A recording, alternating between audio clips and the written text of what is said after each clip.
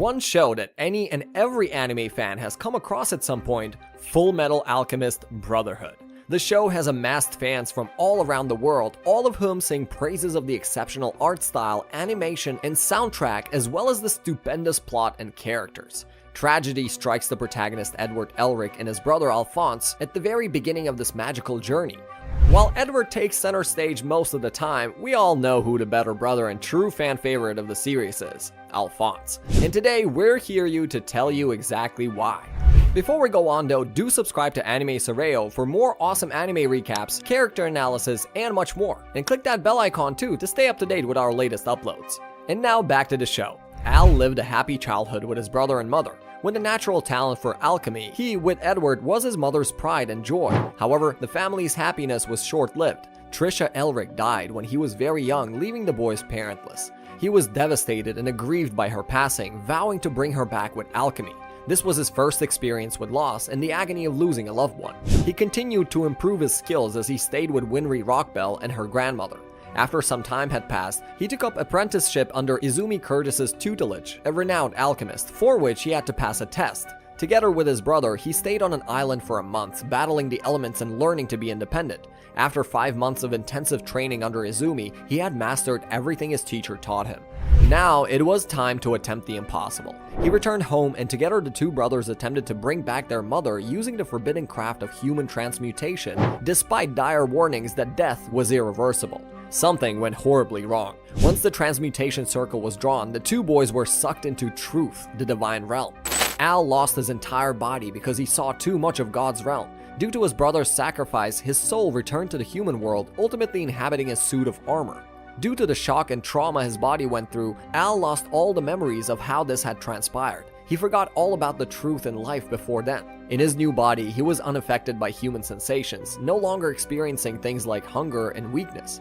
This lacking resulted in him feeling distant from his human peers, often causing him to question whether he could actually be considered human or not. He was also overcome with misery and guilt, believing his mother had been forced to die a second time. They began their mission to restore their bodies once Edward became a state alchemist. For them, the legendary Philosopher's Stone was perhaps the ideal solution, thus began the search for the stone. Al traveling from one place to another looking for it, exposing fakes in some places. After some time had passed, the boys were introduced to Sho Tucker, a bioalchemist known for his work in the field of human transmutation. However, Al was shocked and horrified to discover that he had used his ex-wife and daughter Nina as test subjects. He had grown fond of the little girl, and the pain of discovering her transmuted form was excruciating.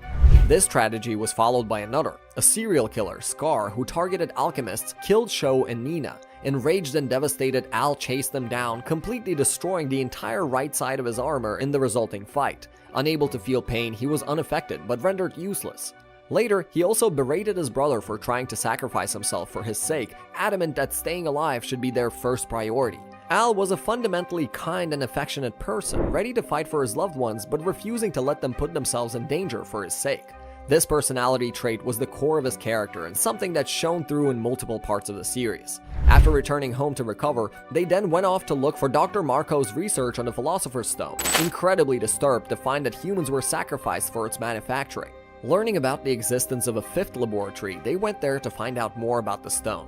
There, Al met another one of his kind, a soul residing in a suit of armor. Number 66, formerly a serial killer called Barry the Chopper, fought against Al, taunting him saying that he was never actually human. The transmutation, he claimed, was just a hoax by his so-called brother.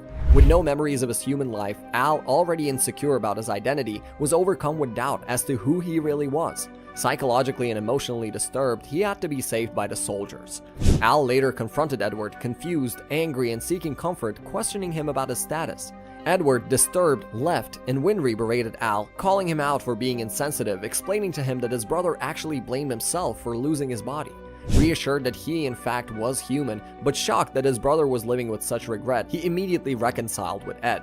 The boys then went to visit their teacher and seek her counsel. While Izumi herself did not have much knowledge of human transmutation, she told them of Van Hohenheim, who was a master of the subject.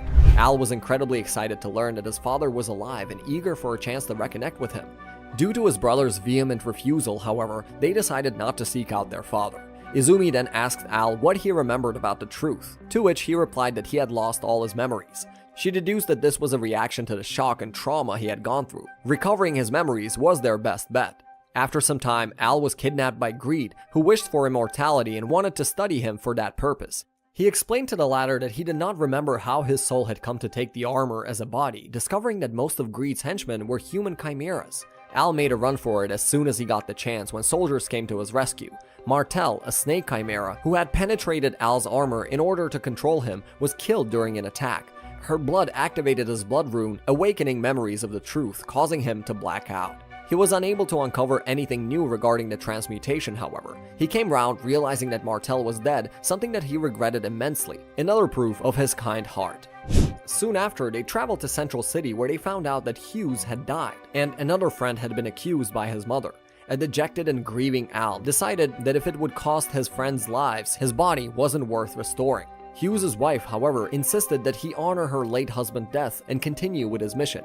Whilst looking for the actual murderer with Ling, the latter commented on how Al's condition was ideal, free of weakness and in a body that wasn't alive. He couldn't die and was the closest to immortality. Angered, Al informed Ling that his soul could reject the armor at any given point.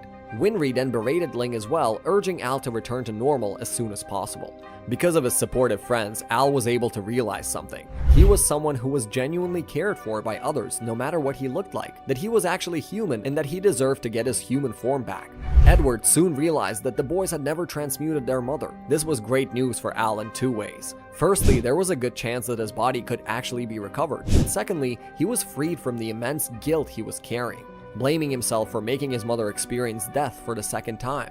It helped him to finally be at peace with her passing. With newfound motivation, Al approached Scar. He questioned why Scar murdered using the same craft he hated so much. Scar in turn questioned how he could enjoy an art that had transmuted Nina Tucker and caused him to lose his body. Regretful of not helping Nina, Al was adamant, however, that while inconvenient, his body wasn't a curse. As the battle continued, the homunculi and soldiers also showed up. When Ling and Ed were eaten by gluttony, Al was left distraught. Demanding to be taken to their leader, Al was shocked to see Hohenheim. Delighted to see Al and fixing his injuries as well as Ed's, he was indifferent to Ling. Al then realized that this was Führer, a lookalike of Hohenheim. When he fought against them, he was suddenly stripped of his abilities. Ultimately captured, he discovered that Führer was with the homunculi, greatly disturbed by the government's betrayal. He was, however, allowed to continue with his search. During this time, Edward also confirmed that his body was present in the truth. While continuing with their quest, Al fell unconscious out of the blue, seeing his own body at the gate. Sometime later, when Ed nearly died, he blacked out again, revealing the connection his soul had with his brother. He later helped find the national and reverse transmutation circles and took alchemy lessons with May, though failing miserably at them, later parting ways with her. Going to Riol to look for the circle, Al reunited with his father, elated to finally meet him. While warning him to be more cautious, Hohenheim was pleased to experience his son's affection. He stayed with his father, visions of the truth in his body increasing and often leaving him disoriented. Whilst on his way to Rezembul, he experienced the blackout once more, realizing that his soul did not have a lot of time left. Later, he was attacked by pride and gluttony, the former possessing his body and forcing him to Kanama, where his father and brother were present. Ed freed him from the possession. Al, coming round with his father, disturbed by what he had gone through because of pride. Not requiring oxygen, he trapped Pride with an earthen dome with himself to halt his rampage. Al tried to convince Pride that he was still human, being kind to the prisoner. However, his benevolence cost them. Pride used his helmet to send a message for help using Morse code. Using the crystal-shaped Philosopher's Stone, reluctantly, Al defeated the enemy. Going to meet Führer, Al was transported through the truth. While his armor reached, his soul remained in the gate. There, he was confronted by his body, asking him if he wanted to return to his original form. Al refused, believing that the weakened body would be a liability, and he would not be able to protect his loved ones. The body then stated that he had made the best choice, despite the honor it would be to be his vessel. He came round, ready to fight against Führer with his family and friends. Successfully halting the nationwide transmutation circle, he first jumped in front of May and later transmuted his soul for Ed's original arm, making the ultimate sacrifice. He returned to his body in truth, convinced that Ed would get him out. This was indeed the case. With things being back to normal and the enemy defeated, Al gradually readjusted to his human body, able to feel normal sensations after a long time. He later traveled to Xing to study alchemy from May. His armor, at his discretion, was melted and used to make automail for those who needed it. In short, Alphonse's growth is highly inspiring. Many viewers are able to relate to the doubt and fears that he was plagued with. At the end of the day, in the face of all those challenges, he came out to be a stronger, wiser, and a more confident person.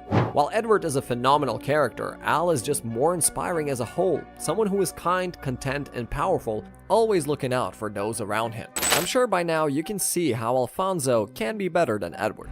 And that's it for now. If you're interested in more amazing content about your favorite shows and characters, don't forget to drop us a like and subscribe to Anime Soreio and hit that notification bell to stay up to date with the latest uploads. With that said, we'll see you in the next one. Peace!